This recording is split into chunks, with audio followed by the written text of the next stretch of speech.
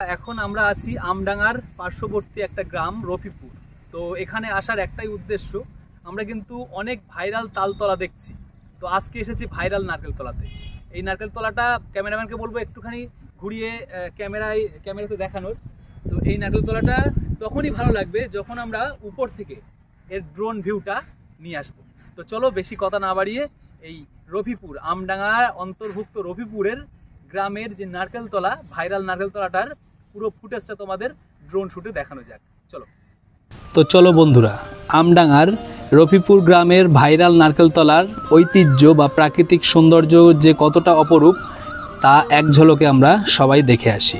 এবং আমডাঙ্গার প্রতিটি বাসিন্দাকে বলবো এই ভিডিওকে বেশি বেশি শেয়ার করতে, যেন একজনও আমডাঙ্গার বাসিন্দা এই ভিডিওটি দেখা থেকে বঞ্চিত না হয়। এই দৃশ্যটি দেখে একদম কেরালার একটা সিনারি মনে হয়। যেহেতু কেরালাতে এরকম নারিকেল গাছের সারি আমরা লক্ষ্য করেছি বা সবাই জানে, কেরালাতে নারিকেল গাছটাই বেশি। তো এখান দিয়ে যাওয়ার সময় এই দেখো এই রোডটা এই মুহূর্তে আসবে, এই রোডের উপরেই আমাদের ড্রোন আছে। তো এই রোড থেকে যখন আমরা ড্রোনটাকে ফ্লাই করলাম তখন দেখলাম এত সুন্দর একটা অপরূপ দৃশ্য আমরা দেখতে পেলাম। এবং চারিদিকে তো সবুজে সবুজে ঘেরা।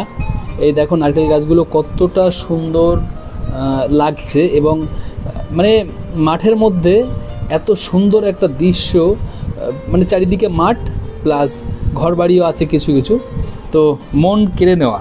তো আমরা রাস্তা দিয়ে যেতে যেতে এই দৃশ্যটা দেখে দাঁড়িয়ে পড়েছি এবং এই দৃশ্যটা ক্যামেরা বন্দি করার জন্য উঠে পড়ে লেগেছি।